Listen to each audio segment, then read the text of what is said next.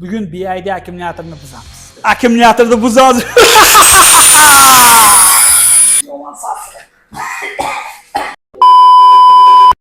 Boshqalarda esa shunaqadan kichkinasidan 1.2 voltlik yoki qanchadir voltliklari birgalikda yig'ilib 3.2 volt qilinadi.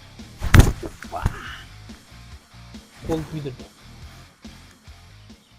10 mingta like yig'masa ham bugun BID akkumulyatorni buzamiz.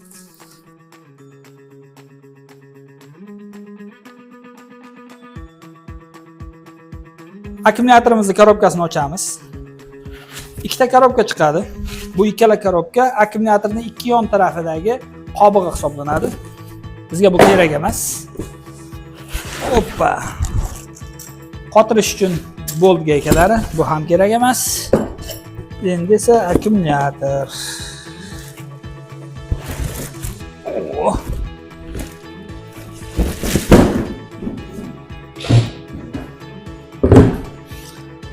Mashinalardagi o'xshab.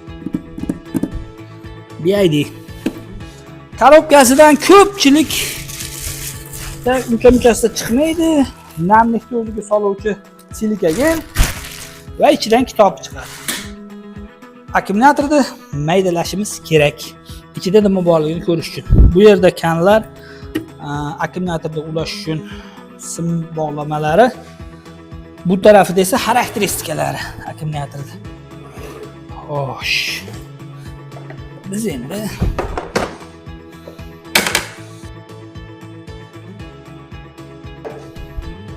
bir tarafini ochib oldik. Ochganimizda akkumulyator bog'lamasi yoqib ulash uchun knopka. Mana bu RS485 akkumulyator inverter bilan bog'lanish yoki akkumulyatorlar parallel ishlash uchun javob beradigan joylari. Yana ochishda davom etamiz. Hali o'shatadigan joylari ko'p ekan. Akkumulyatorning bir tarafini ochdik. Xo'sh. Bu naqa stolimizni yaxshi tarafini aytaymi sizlarga, zo'rligini. Mana akkumulyatorlarimizda ulanish sxemasi.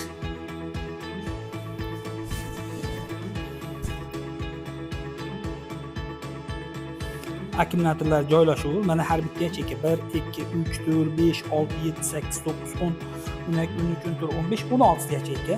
Mana 16 ta yacheyka ko'paytiramiz 3.12, 51.2 volt maksimal. Xuddi shunday bu ham. Bu minus tarafi, bu plus tarafi. Xo'sh, biz zashtisni o'ynab tashlayapmiz. Hozir buni akkumulyator chiqarish uchun. Prosta biz ko'rgan akkumulyatorlardaqami yoki boshqachami ko'rmoqchiman. Bu yacheykalarning perimichkasi ketib ketgan. Minus tarafi, bu plus tarafi. Yacheykalarni ajratmoqchimiz, shuning uchun bo'shatmoqchiman. Mana bu har bitta yacheykani biz voltajlarini ko'rib turamiz, shunga signal oladi. Mana B0, B2, birinchi yacheyka, ikkinchi yacheyka, 3, 4, 5, 6, 7, 8 mana ketgan. Ketib mana 16 ta, B16. Har bir yacheykaniki. Bu esa temperatura va haroratni ko'rib turish uchun yacheykalarniki. Buni oldik. Endi ikkinchi simlarni ham chiqarish qiyin ekan, biz bitta qilib chiqazar ekanmiz, demak blokni, shu ikkala blokni bitta qilib. Kimdir kontaktlari slabi bu narsa deganda mana kontaktlar ko'p. Nima dedi? Bu O'zbekistonimiz yutkizgani uchun alamidan buzyapti demanglar, yana prosta ko'rsatish uchun buzyapmiz. Mana bu tarafdan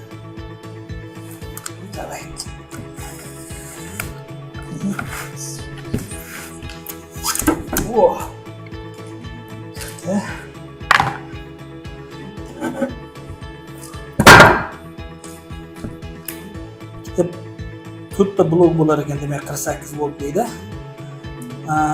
Естественно, bu 12 volt, bu 12 volt, bu 12 jami bo'lib o'sha 48. Ya'ni biz litij железо fosfat bo'galigi hisobiga shu 52 uchtasi bo'ladi.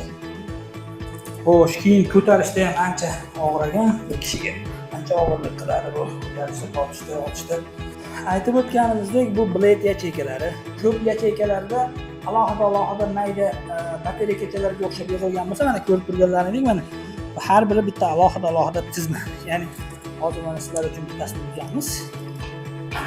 Mana ko'rib turganlaringizdek, mana uzun bitta, ikkita, 3'te, 4'te, 5'te, 6, 7, 8, 9, 10, 11, 12, 14, 15, 16'da. 3'ü 2'den hisoblasak 16'damiz. O'sha aytgan kuchlanishimizni beradi. Bizga kerak bo'lgan. Xo'sh, bu akkumulyatorimiz 100 amperga hisoblanadi. Xo'sh. Buni akkumulyatorda alohida buni o'zini ham olsa bo'larmikan? Ajratsa, bo'lsa ajratish uchun mana yerda akkumulyator tepasidan chiqqan ekanda mana yerdan alohida paykani ham ko'rasizlar. Zigzag shaklda qisib qo'yilgan ekan buni liniyani o'ziga. 3 2likdan parallel qilingan ekan. Bitta, ikkita, uchta, to'rtta qilib. Xo'sh. Bittasini olsak zo'r bo'lardi.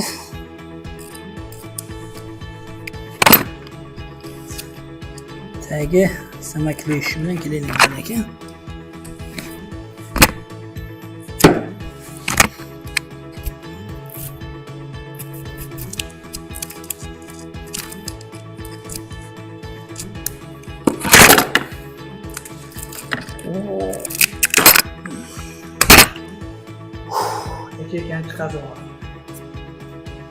Xo'sh, ko'rib turganlaringdek, buni akkumulyatori bir shokoladga o'xshagan. Agar biz ko'rgan yasab berishadi-ku, litiy jelizofosfat mayda toshlarni birlashtirib, nima emas. Endi hozir buni ustida qoplog'i, buni ichini ham ochishga harakat qilamiz. Mana ichtirilgan.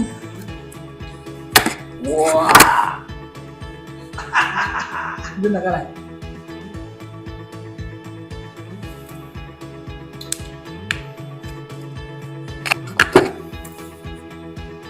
Bir zaharli hech qizar ekan.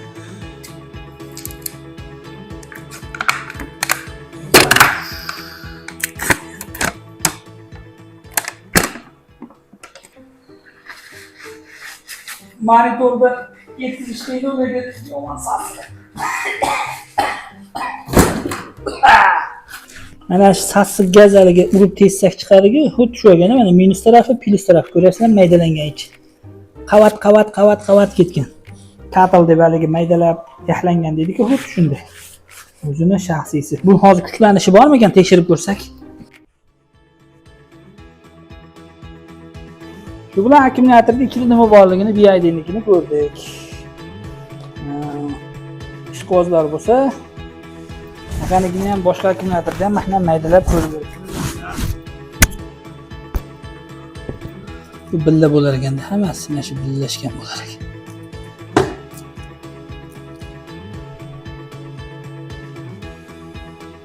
Hozir kichik kuchlanish bor ekan, xolos 0.2 volt ekan. Xo'sh, bo'ldi. Akkumulyatordan tashqariga chiqib bir urib maydalab ko'raylikmi? Nima deysizlar?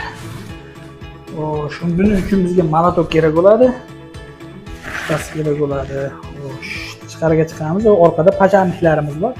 Pajarniklarni oldi qilamiz, chunki nima bo'lmaydi yani.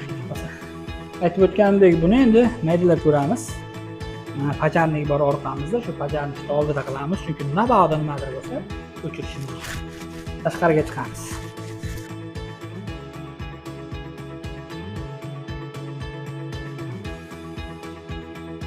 Demak, buni urib netganimizda qiziydi-ku, qiziganda hali salafanni ochganimizda ichidan spirtga o'xshagan qandaydir bir suyuqlik chiqadi.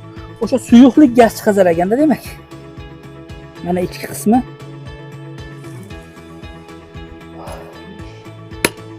Mana sal tutar ekanda. Mana tutash boshladi. Yonmas ekan, faqat shunaqa tutar ekan. Sababini bilasizlarmi nima uchun? Chunki ustidagi salafan boshqa narsalar bor-ku mana. Shular tutar ekanda mana.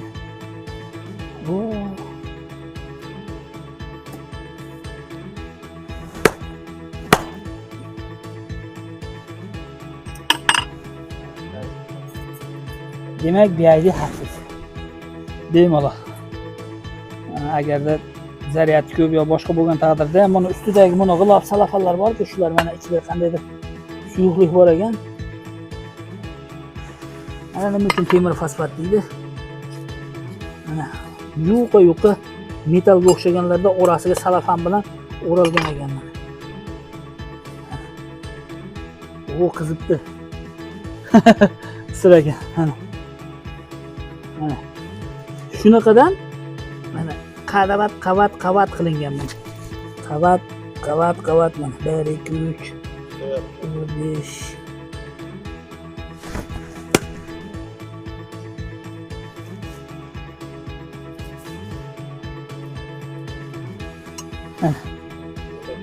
O ko'rmana mana. Aha, tutash yonish boshlanyapti, tutash. Ichida ko'ryapsizlarmi o'sh-tush. Bu. Bunaqa udari yetib, haliginaqa nima deydi, zarar yetish uchun ancha mashaqqat qilish kerak. Asosan buni o'zi emas, buni ustidagi oralarini o'rab turgan salafani va o'sha qaysidir suyuqligi yonar ekanda.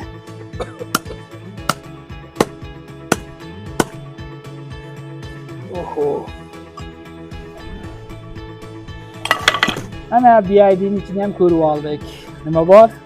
Yacheykasi qanaqa tashkil topgan? Tuzilishi mana. Ana.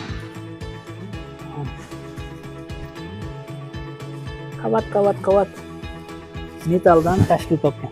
Bunaqa qayerda ishlatiladi? Kondensator batareyalar qilinadi-ku, unda ham xuddi shunday qilinadi mana.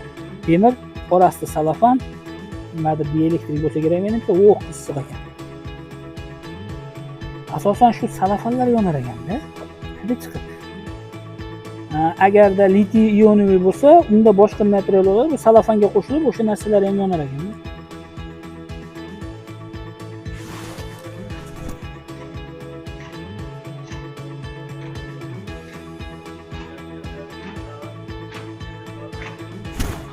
Bu sirga tashlamaymiz. Yana nima deyishim mumkin? Xo'sh. 10 mingta like bermasalaring ham bitta akkumulyatorda zaharlanadi. Qavat qaranglar mana. Qavat. Hammasi salafanga. Uzun. Nima uchun haligi kontaktlari biz ko'pincha aytamizki, tutuvchi. Xo'p. Har tegilganda bir-biriga korotka bo'lganda cho'q chiqib bunaqa bo'lishni boshlar ekanda mana. Mana salafan. Sassiq boshlaring. Qani hadi nimadir suyuqlik. O'sha aytganimizdek, kontaktlari nima uchun kam dedik-ku. Bunda mana ko'ryapsizlar, splashnoy chiqqanda plus minus mana bittasi hammasi bir joyga yig'ilgan. Boshqalarda esa shunaqadan kichkinasidan 1.2 voltlik yoki qanchadir voltliklari birgalikda yig'ilib 3.2 volt qilinadi. Mana bu tayyornikini kontaktlari bir-biriga yopishgan bo'lgani uchun mana qo'l kuydirdi. Zo'r oldi. Demak, asosan qachon yonar ekan? Udar tekkanda bir-biriga korotka bo'lganda yonar ekan, xolos. Boshqa payt yonmas ekan.